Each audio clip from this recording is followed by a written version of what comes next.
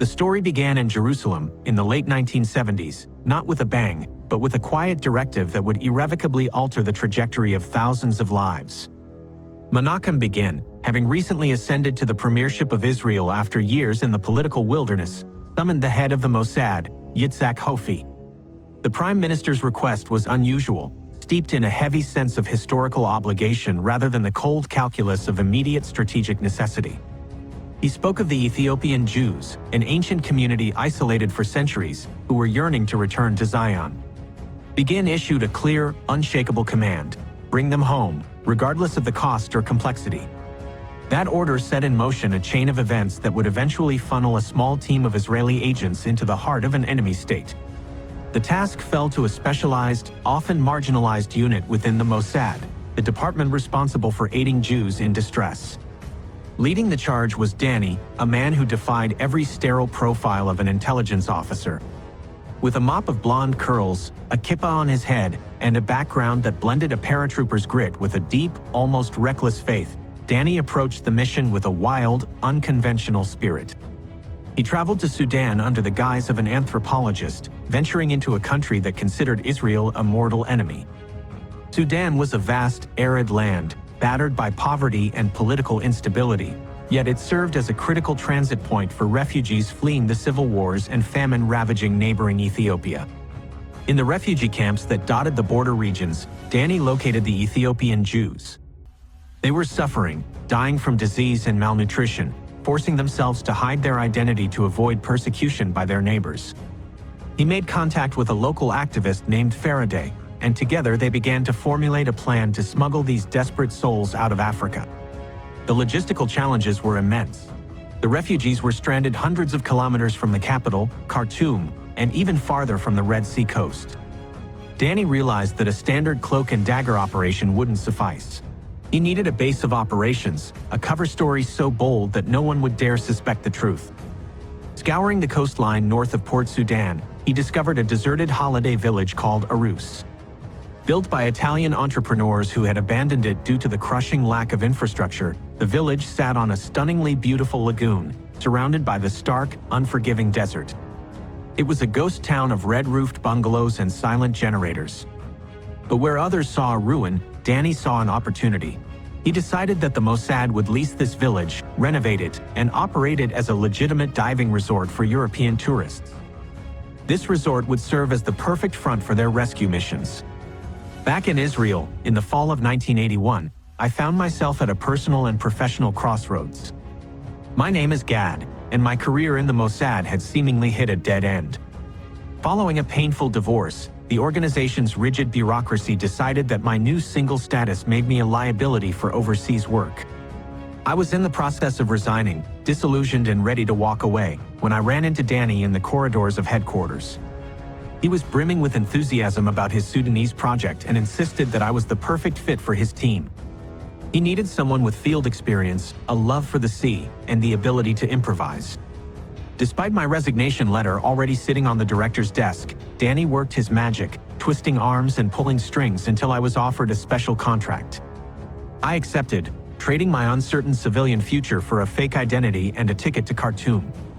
My journey to Sudan began in late 1981. Accompanied by Ruby, a former Navy SEAL with a penchant for stock market updates and a deceptively laid-back attitude, I flew from Europe to Khartoum.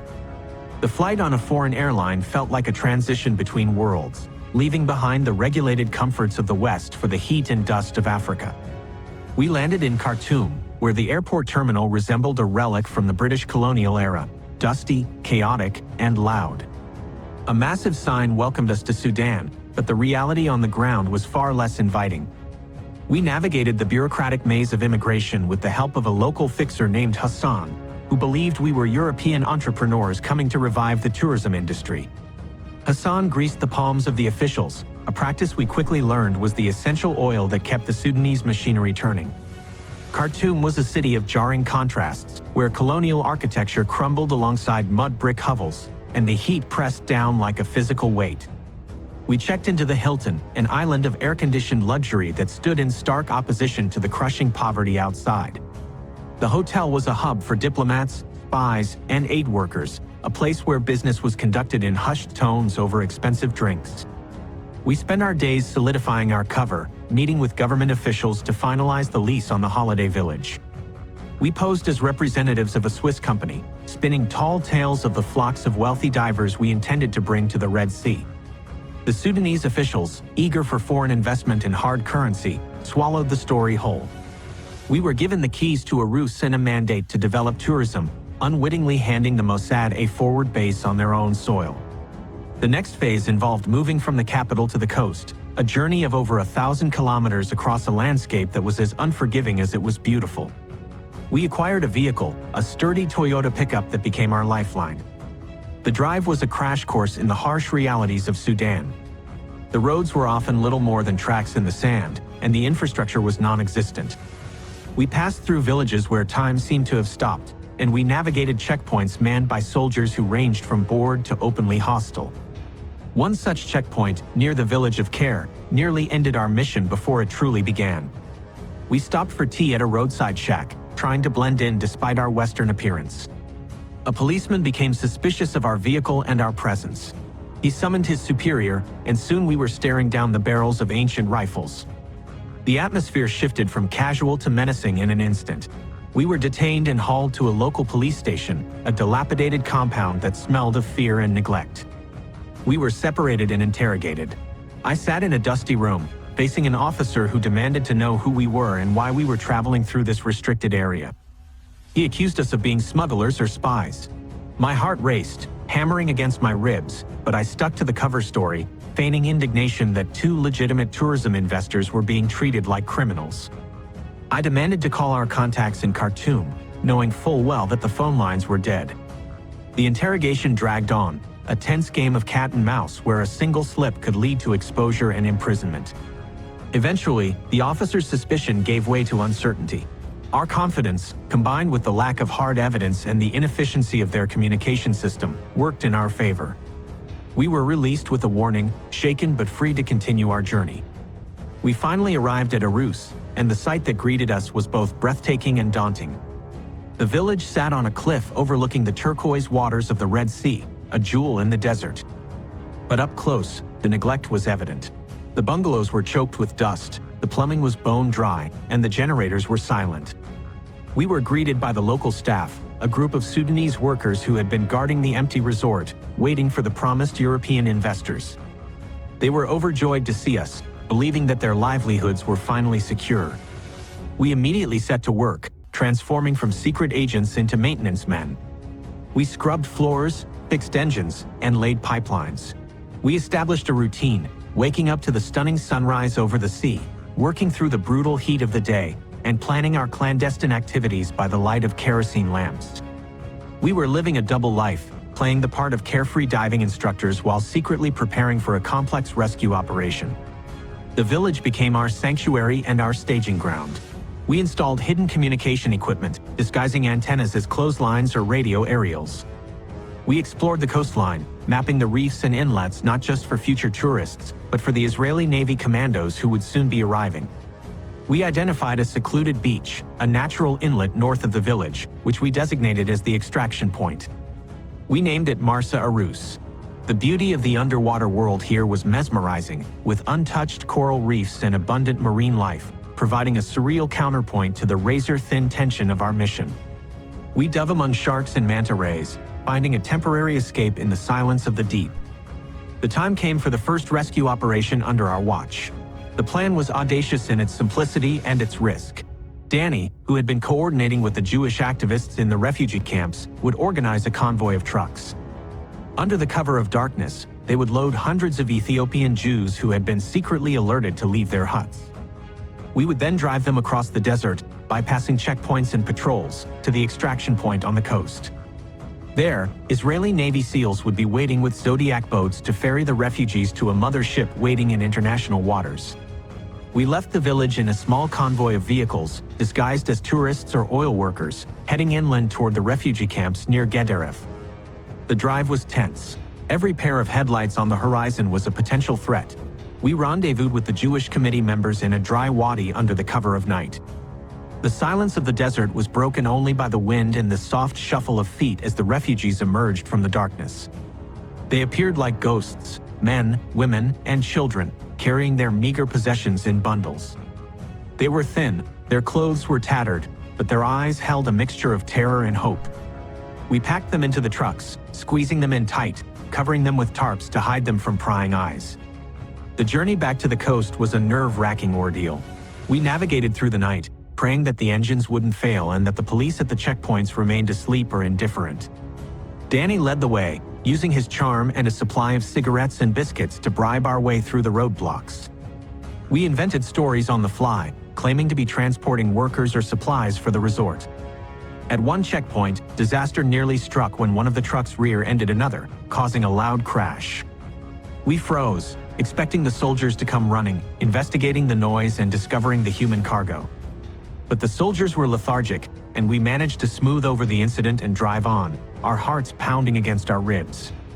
We reached the coast just as the moon began to rise.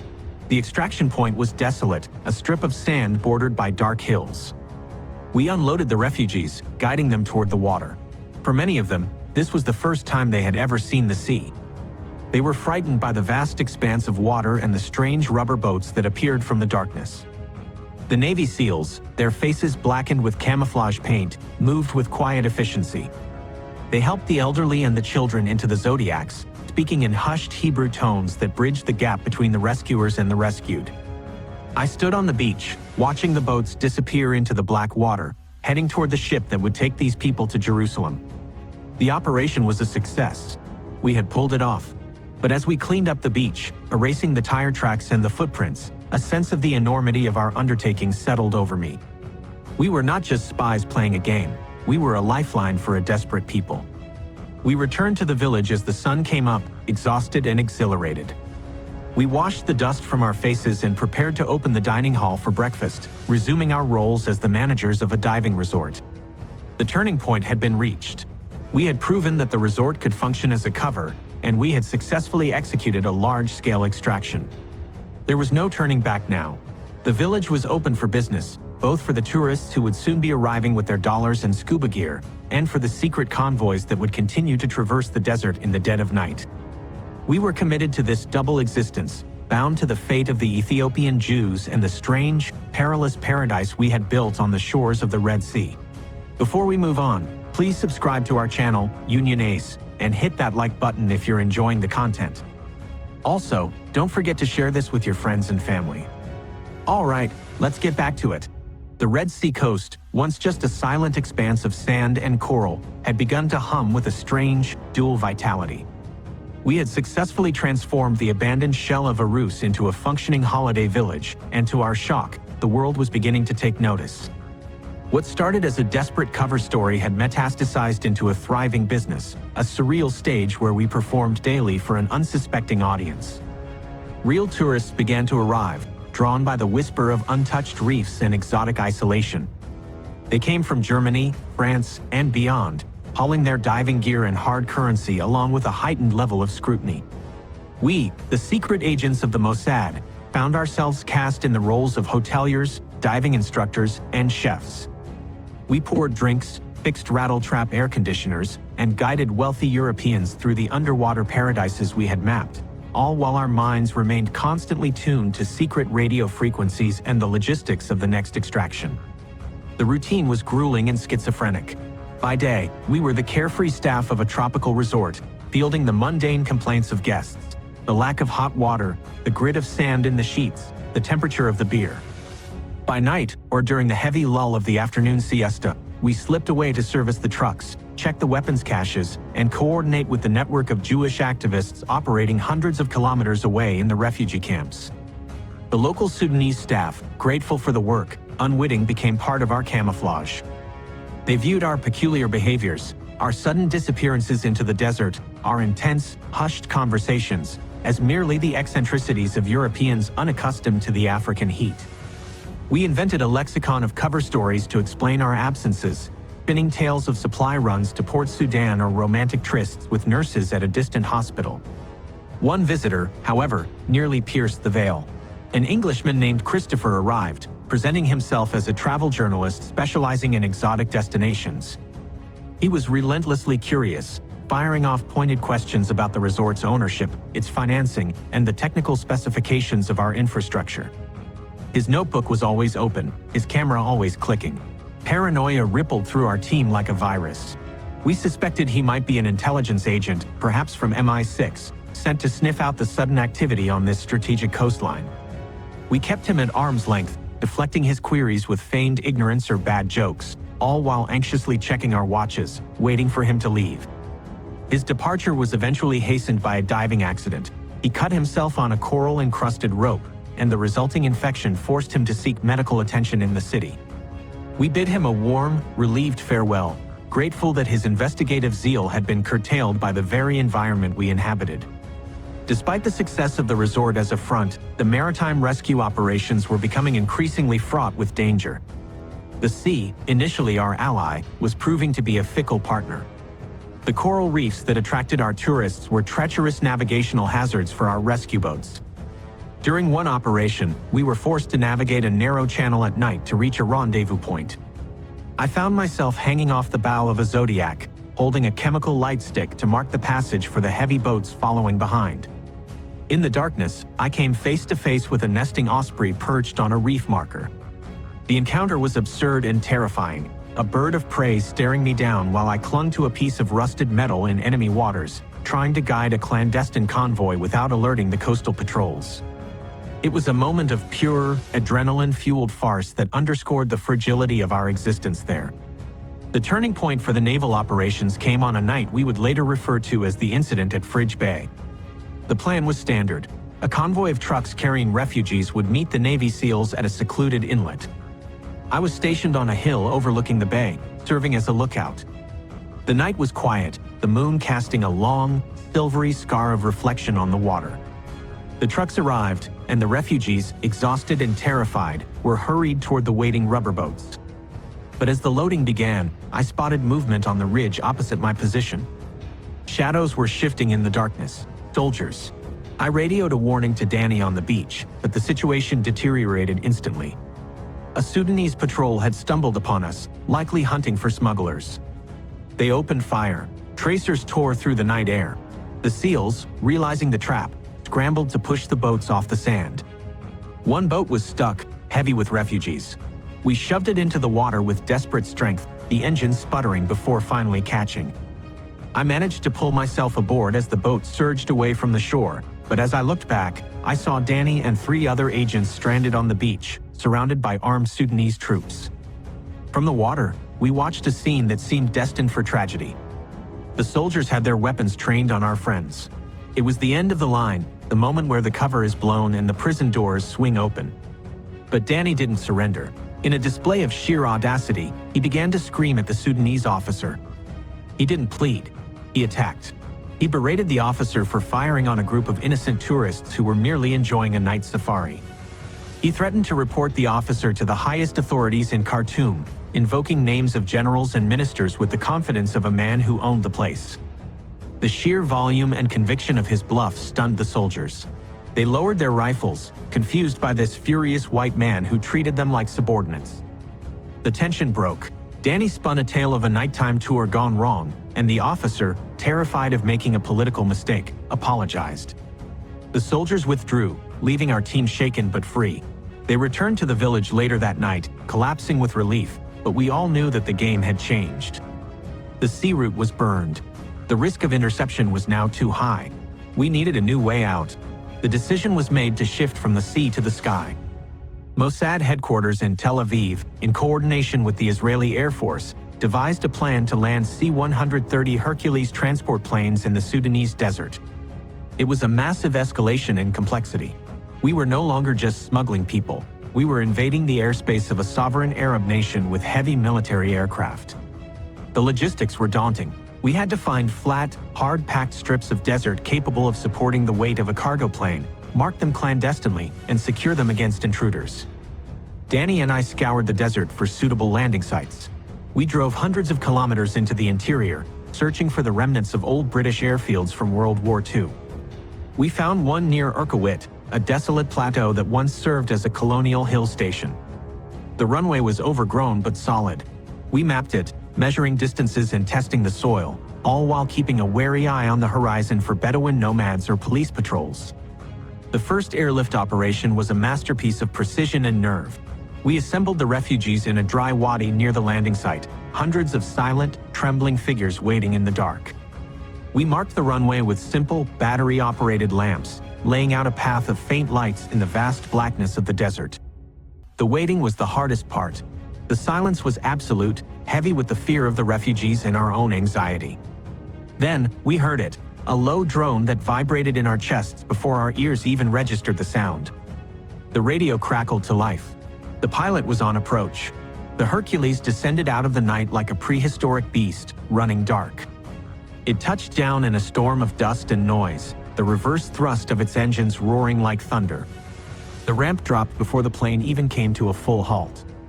Israeli paratroopers, heavily armed and driving jeeps, rolled out to secure the perimeter. We rushed the refugees toward the gaping maw of the aircraft. They were terrified by the noise and the wind, shrinking back from the mechanical monster that had come to take them.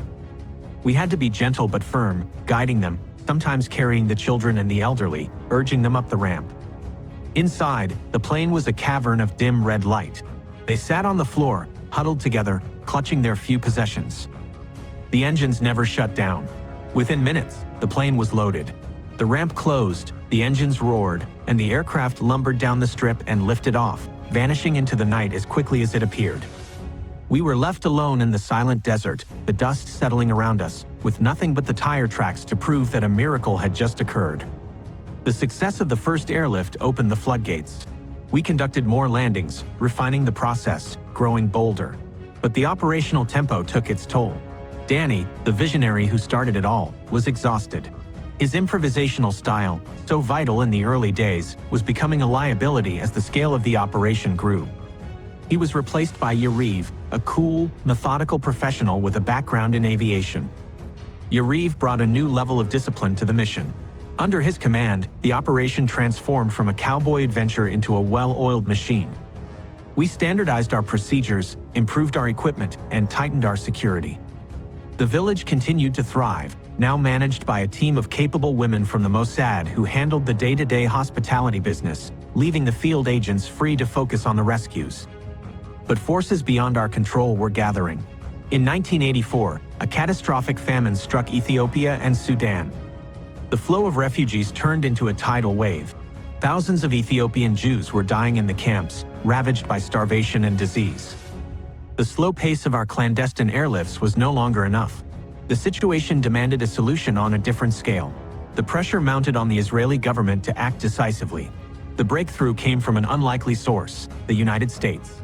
The Reagan administration, moved by the humanitarian disaster and lobbied by Jewish organizations, exerted pressure on the Sudanese dictator, Jafar Nimiri.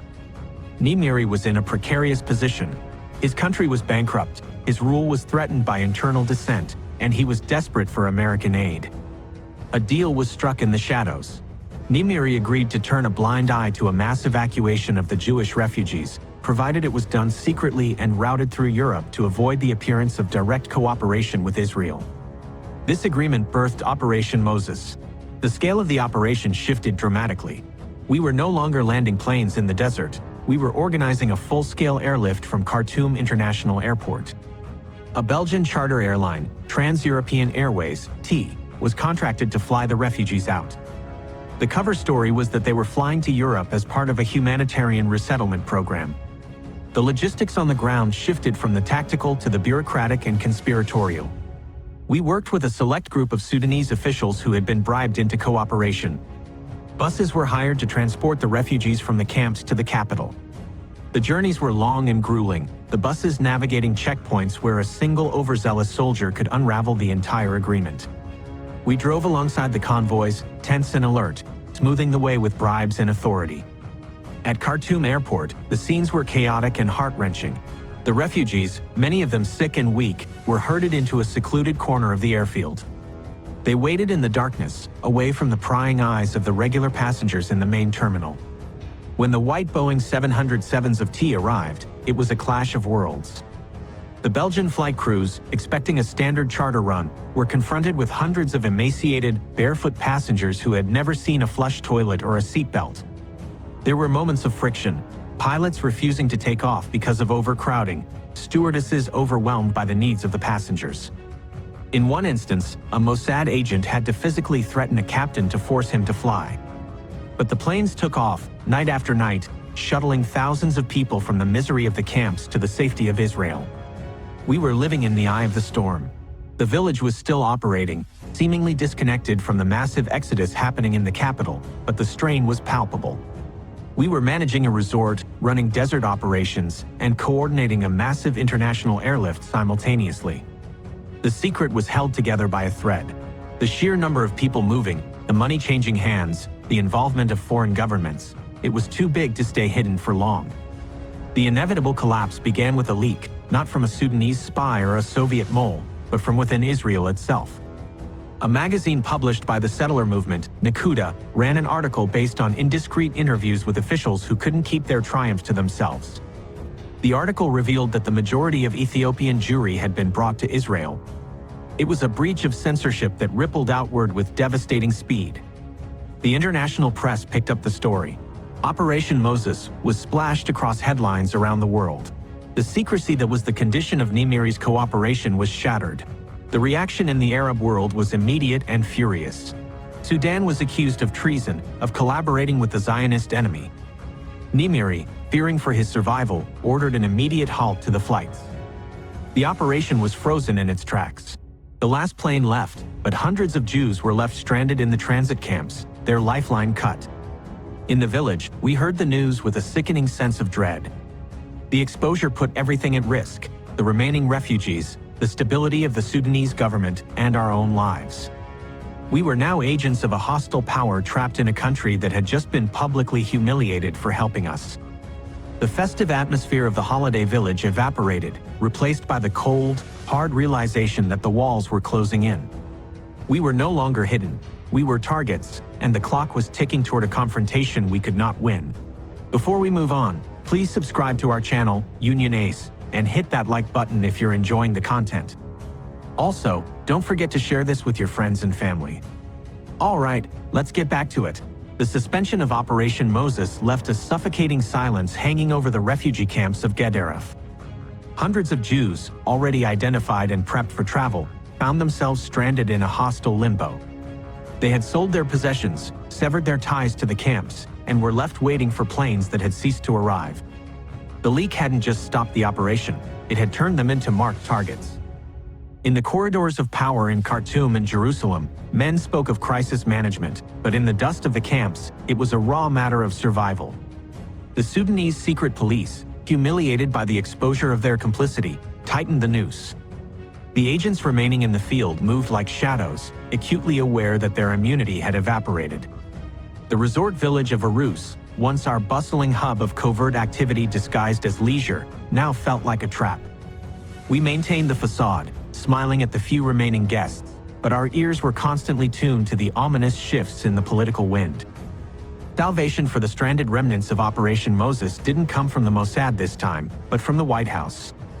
Vice President George Bush, who had been quietly monitoring the rescue efforts, decided to intervene. He understood the humanitarian catastrophe unfolding and the precarious position of the Sudanese president, Jafar Nimiri, who was oscillating between his loyalty to the West and the rising tide of Islamic fundamentalism at home. A deal was cut in Washington. The United States would provide a lifeline of economic aid to Sudan, and in exchange, Nimiri would allow the evacuation of the remaining Jews. This time, there would be no subterfuge with European charters. It would be a direct American military operation. In March 1985, the roar of engines returned to the desert night. But these weren't the white Belgian airliners of the previous months. They were American C-130 Hercules transports, bearing the star and bars of the United States Air Force. They landed at a military airfield near Gedaref, protected by the very Sudanese security forces that only weeks ago were threatening to arrest us. The operation, dubbed Operation Joshua, was swift and efficient. The stranded Jews were loaded onto the American planes and flown directly to an airbase in the Negev desert. It was a final, merciful act that closed the chapter of the mass airlift, but it also sealed Nimiri's fate. The backlash was immediate. Nimiri, already weakened by economic collapse and civil war, couldn't survive the public humiliation of having facilitated another Zionist exodus. While he was on a diplomatic visit to the United States, his generals moved against him. A military coup swept through Khartoum.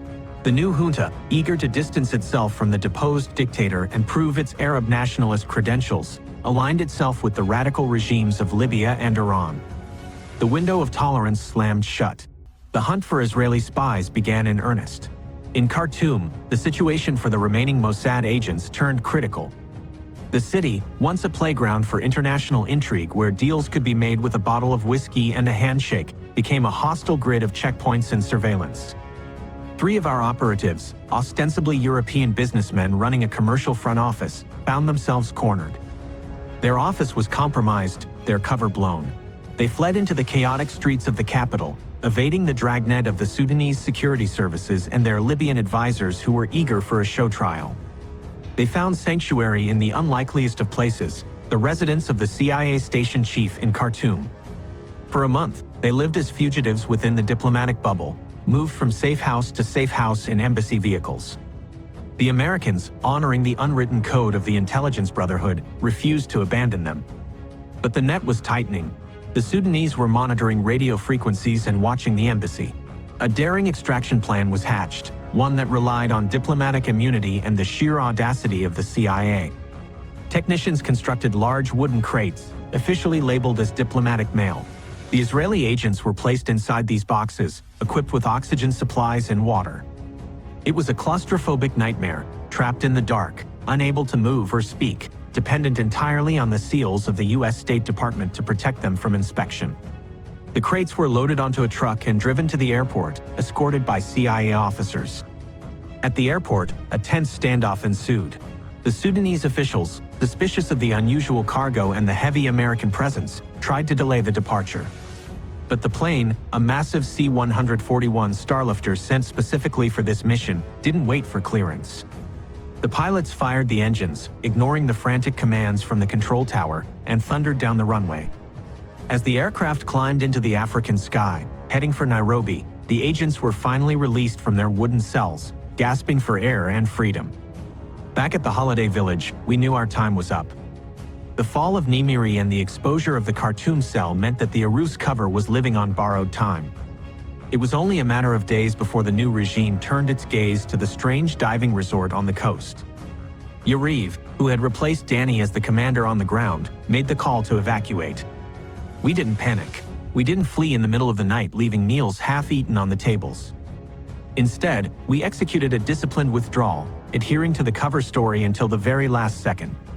We told the local Sudanese staff, the cooks, the drivers, the boatmen who had become our friends, that we were leaving for a few days on a special expedition to scout new diving sites in the north. We packed the essential equipment, the diving gear, and the remaining communication sets into 2 vehicles. We paid the staff their wages, perhaps a little more generously than usual, and drove out of the main gate, waving goodbye. It was a heavy moment. We were leaving behind a place that had been our home, our fortress, and our creation. We were abandoning the people who worked alongside us, who believed in the illusion we built, and who would likely face difficult questions when the soldiers finally arrived. We drove north into the desert, retracing the paths we knew so well. We headed for a pre-arranged landing strip in the wilderness, far from the prying eyes of the coastal patrols. Darkness fell, wrapping the desert in a familiar, protective cloak. We set up the landing lights one last time. When the Hercules arrived, it felt like a routine pickup, a procedure we had practiced a dozen times. We drove the vehicles up the ramp, securing them inside the belly of the aircraft. As the plane lifted off, banking over the Red Sea, I looked down at the dark coastline. Somewhere down there, the village was sleeping, the generators humming, the empty bungalows waiting for tourists who would never come. The Arous chapter was closed. We landed in Israel before dawn. The drive from the military airfield to Mossad headquarters was surreal. We were still driving the Sudanese plated vehicles, escorted by Israeli police cars through the sleeping streets of Tel Aviv.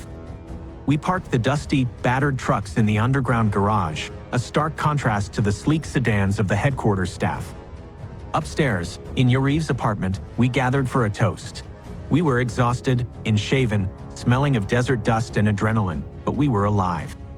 We drank to the operations that succeeded, to the friends we lost along the way, and to the thousands of people who were now sleeping safely in absorption centers across Israel because of the crazy, impossible village we built by the sea.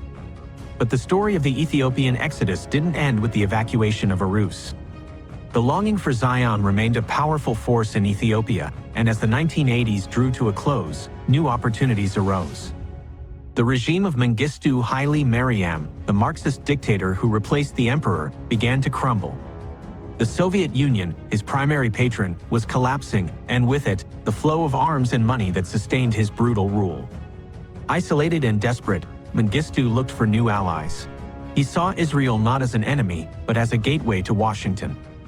He believed, with the superstitious certainty of a desperate tyrant, in the omnipotence of the Jewish lobby. In late 1989, diplomatic relations between Israel and Ethiopia were restored. I was sent to Addis Ababa as a journalist to cover the thaw. It was a city of decaying grandeur, where statues of Lenin overlooked streets filled with beggars and refugees. I found the remnants of the Jewish community waiting in the capital, living in poverty near the Israeli embassy, waiting for the gates to open. I met an Israeli crocodile farmer who had lived in Ethiopia for decades, a man who knew everyone and survived every regime change. He helped me navigate the labyrinth of Ethiopian bureaucracy, a world of spies and secret police trained by the East Germans. I was eventually deported, my presence too sensitive for the paranoid security services, but I left with the knowledge that the endgame was approaching. The finale came in May 1991. Rebel forces from Tigray and Eritrea were closing in on Addis Ababa. The city was under siege. Mengistu fled to Zimbabwe, leaving behind a power vacuum and a terrified populace. The Israeli government realized that the window for a final rescue was closing fast. Negotiations were held with the crumbling government. A ransom was paid, millions of dollars to grease the wheels of the departure. And then, Operation Solomon began. It was an airlift of unprecedented scale. In a period of 36 hours, the Israeli Air Force and El Al executed a continuous bridge of flights. Cargo planes, passenger jets, anything that could fly was stripped of its seats and sent to Addis Ababa. They landed, loaded thousands of Jews who had been gathered at the embassy compound, and took off again. A world record was set when a single Boeing 747 took off with over 1,000 passengers crammed into every inch of the cabin. Babies were born in the air. The sick were tended to by military doctors. It was a chaotic, miraculous exodus. By the time the rebels entered the capital, the Jews were gone.